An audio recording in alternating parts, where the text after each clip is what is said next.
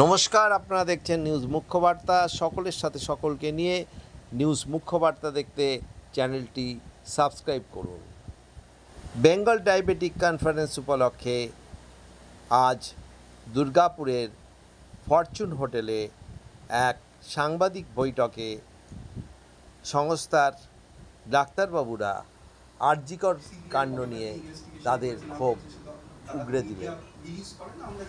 ওনারা এই কনফারেন্সের যে বিষয়ে আয়োজিত হয়েছিল সেই বিষয়ে বক্তব্য না রেখে ওনারা আরজিকর কাণ্ড নিয়ে ডাক্তারদের ভূমিকা এবং তাদের সংস্থার কী ভূমিকা সে বিষয়ে সাংবাদিকদের জানান। এই কনফারেন্সের বক্তব্য রাখেন organising chairman doctor Shyamal Kundu, organising secretary doctor Amitabha Biswas এবং scientific chairman doctor Soumik Goswami সহ অন্যান্যরা। এ ব্যাপারে ডাক্তারবাবুরা কি জানালেন তা আমরা তুলে ধরলাম। ব্যুরো রিপোর্ট, নিউজ মুখ্য বার্তা। করতে পারে যাতে আন্দোলন, যাতে ইনভেস্টিগেশনটা তাড়াতাড়ি, এই ফর্মেই তারা মুভমেন্ট এই মুহূর্তে নিয়ে যাচ্ছে। এবং কতদিন চলবে সেটা আমরাও বলতে পারি না, কারণ এখানে আমরা তাদের ইনফ্লুয়েন্স করছি না। আমরা পরিষেবা চালু রাখছি, জুনিয়র ডাক্তাররা তাদের মতোই মিটিং করছে, তাদের মতোই তারা ঠিক করছে এবং আমরা তাদের সাথে আছি। আমরা তাদের বলছি না যে আমাদের অসুবিধে হচ্ছে, আমাকে বেশি ডিউটি করতে হচ্ছে বলে তোমরা আন্দোলন বন্ধ করে দাও, আমরা কিন্তু একবারও শুরু করছি। আরজিকরের ঘটনা নিয়ে আমরা সবাই সচেতন, কি করা উচিত কি না করা উচিত এই নিয়ে অনেক প্ল্যান প্রোগ্রাম চলছে। Specifically I invite our scientific chairman doctor Soumik Goswami to say few words. শুভ সন্ধ্যা। যেরকম ডক্টর অমিতাভ বিশ্বাস বললেন, বেঙ্গল ডায়াবেটিস ফাউন্ডেশনের এটা আমাদের 9th কনফারেন্স। তো প্রতি বছর কনফারেন্স আমরা খুব আনন্দ নিয়ে করি, আনন্দ সহকারে করি। এবছর আমরা সবাই মেন্টালি ডিস্টার্ব। এমনকি কিছুদিন আগে আমাদের মধ্যে একটি মিটিং হয় যেখানে আমরা আলোচনা করি যে আমরা কি কনফারেন্সটা এবছর করবো না, বন্ধ করে দেবো, পরে করবো। তো আমরা ঠিক করি যে না, যেহেতু এটি একটি পিওরলি একাডেমিক এন্ডেভার, পড়াশোনা সংক্রান্ত একটি কনফারেন্স, পড়াশোনার চালিয়ে যাওয়ার জন্য কনফারেন্সটা আমরা করব, কিন্তু আমরা কনফারেন্সের এই মঞ্চ, এই প্ল্যাটফর্ম ইউজ করব আপনার ধরে ডায়াবেটিস অ্যাওয়ারনেস, পড়াশোনা নিয়ে কাজ করে চলেছে তারাও যে এই আন্দোলনের সাথে আছে, এই প্রোটেস্টের সাথে আছে বোঝানোর জন্য। এবং এই কনফারেন্সে শুধু দুর্গাপুর এবং আসানসোল, আশেপাশে বর্ধমান, বাঁকুড়াই নয়, কলকাতা এবং অন্যান্য রাজ্যেরও বহু বড় প্রতিষ্ঠান, বহু বড় মেডিকেল কলেজের ডাক্তারবাবুরাও এসেছেন লেকচার দিতে, আমাদের আরো জ্ঞানে সমৃদ্ধ করতে।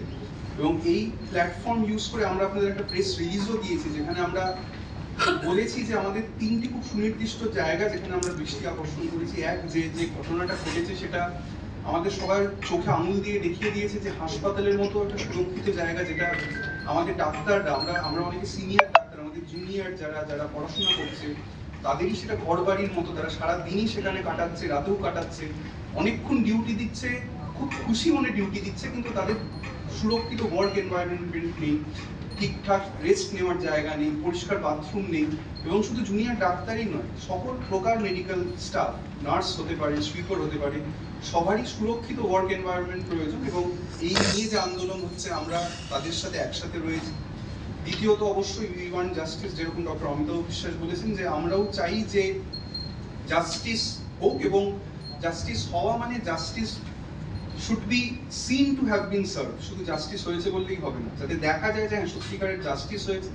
সেটা যখন পুরো আমাদের সারা রাজ্য, ভারতবর্ষের অনেক জায়গা যেরকম চাইছে, আমরাও বেঙ্গল ডায়াবেটিস ফাউন্ডেশনের তরফ থেকেও আমরা চাইছি যে হ্যাঁ সেটি হোক। যার জন্য আপনাদের ডাকা, যে আমরাও এই আন্দোলনের পাশে আছি সাধারণ মানুষের কাছে, সেটা আমরা বলতে চাই।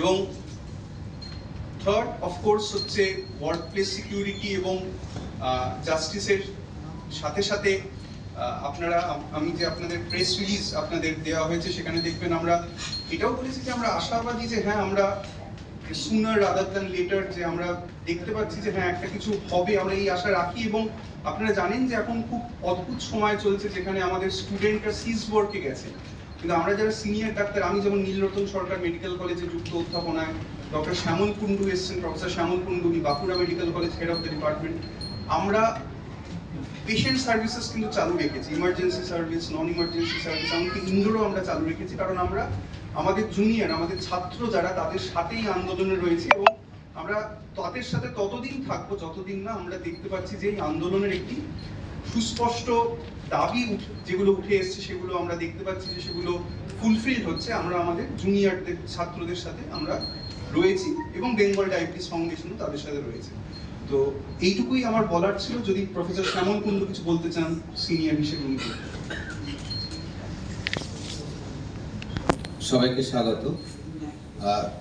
ডক্টর সমীর গোস্বামী যা বললেন তার ওপরে আমি শুধু বর্তমান অবস্থা, কেমন করে মেডিকেল কলেজগুলো আমরা চালাচ্ছি এবং কেমন করে আমরা এই আন্দোলনটাকে সাপোর্ট করে যাচ্ছি তার সম্বন্ধে দু একটা কথা আমি বলি।